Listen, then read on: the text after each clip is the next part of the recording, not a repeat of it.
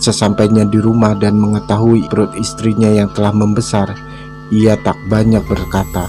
Ia langsung menemui Randy dan mengajaknya ke suatu tempat dan berujung pada pembunuhan.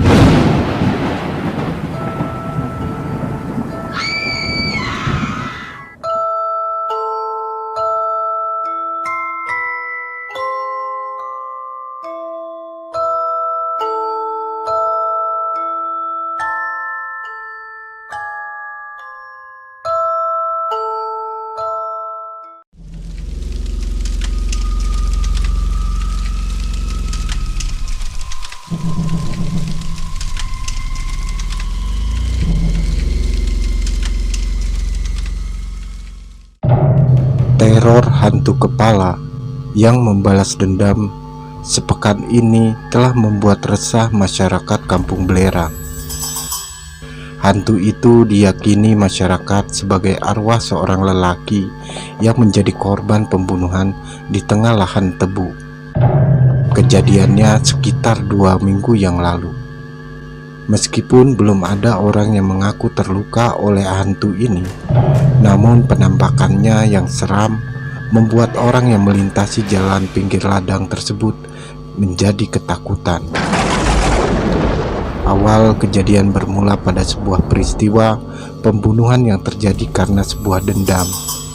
Menurut salah satu warga, lelaki berusia 34 tahun tersebut dibunuh lantaran masalah cinta segitiga. Jauh sebelum peristiwa pembunuhan tersebut terjadi, katanya korban dan pelaku sama-sama berteman, bahkan mereka bersahabat. Sebut saja nama mereka Agam dan Randy. Keduanya memang sejak masih sama-sama bujang telah akrab, bahkan sudah seperti saudara kandung. Namun pada pertengahan tahun 2012 yang lalu, Agam yang telah memiliki pacar yang bernama Nurul memutuskan untuk berkeluarga. Meskipun belum memiliki pekerjaan tetap, namun mereka tetap melangsungkan pernikahan tersebut. Setahun setelah pernikahan mereka, mulailah muncul masalah dalam keluarga mereka. Hal ini karena dipicu masalah ekonomi, di mana Agam tak bekerja hampir 2 bulan lamanya. Karena itu, Agam memutuskan untuk merantau ke Kalimantan untuk bekerja membantu mengurus lahan kelapa sawit milik pamannya. Selain berpamitan pada istri dan orang tuanya, Agam juga menyempatkan diri untuk berpamitan pada Randy sang sahabat. Menjelang keberangkatannya, Randy pula lah yang mengantarkan Agam sampai ke pelabuhan tempat penyeberangan. Menurut penuturan warga sekitar, Agam sempat menitipkan istri dan keluarganya agar dijaga oleh Randy selama dirinya merantau ke Kalimantan.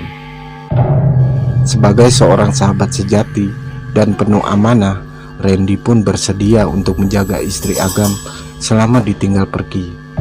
Hampir tiap seminggu sekali, Randy menyempatkan diri mampir ke rumah Agam untuk sekedar menanyakan kabar istri dan orang tua Agam.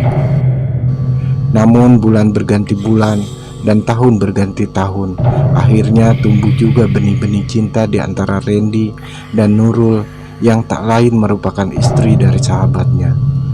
Kini bukan sekedar datang untuk menanyakan kabar, bahkan Randy dan Nurul kerap terlihat keluar berdua, baik untuk mencari makan maupun bersenang-senang. Hampir 2 tahun kepergian Agam, asmara Randy dan Nurul berjalan. Dari kecerobohan mereka berdua, akhirnya keduanya kena getahnya juga, dimana karena suatu penyebab Nurul mengandung janin dari Randy. Pada awalnya Agam tidak mengetahui kasus yang menimpa istri dan sahabatnya, yang telah ramai menjadi buah bibir di Kampung Belerang dan sekitarnya itu. Hingga pada suatu hari, Agam mendapatkan telepon dari keponakannya yang mengabarkan peristiwa tersebut. Agam yang telah lama memendam kerinduan serta bekerja keras di tanah perantauan, sontak saja merasa tercabik-cabik hatinya. Tak lama kemudian, Agam langsung memutuskan untuk pulang menuju kampung halaman dan mencari tahu kebenaran atas kabar yang ia dengar dari keponakannya itu. Sesampainya di rumah dan mengetahui perut istrinya yang telah membesar, ia tak banyak berkata. Ia langsung menemui Randy dan mengajaknya ke suatu tempat dan berujung pada pembunuhan. Agam yang merasa dihianati oleh istri dan sahabatnya, dengan tega ia melakukan pembunuhan secara keji. Bahkan jasad Randy ditemukan warga terpisah dengan kepalanya. Sehari setelah kasus pembunuhan tersebut, Agam langsung dapat disergap polisi dan masuk ke dalam bui. Namun sebuah peristiwa lain justru menimpa warga di kampungnya. Peristiwa itu tak lain adalah teror hantu tanpa kepala. Kejadian menyeramkan pertama kali dialami oleh seorang petani yang tengah ke ladang untuk mengairi sawahnya di malam hari. Sekembalinya dari sawah, seorang kakek itu mengaku melihat penampakan sosok lelaki berjalan mengikutinya dari belakang. Lebih menyeramkannya lagi, lelaki tersebut terlihat tidak memiliki kepala.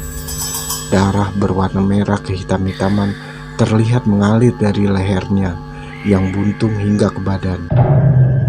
Tak ada pilihan lain bagi petani yang tidak mau disebut namanya itu selain berlari menuju rumahnya.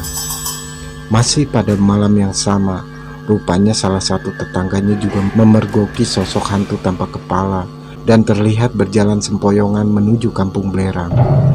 Berita heboh pun cepat tersebar ke seluruh kampung. Bahkan selama seminggu berturut-turut, ada saja warga kampung Belerang yang melihat penampakan hantu yang serupa. Warga meyakini bahwa hantu itu merupakan perwujudan dari arwah Randy yang ingin membalas dendam terhadap Agam sahabatnya.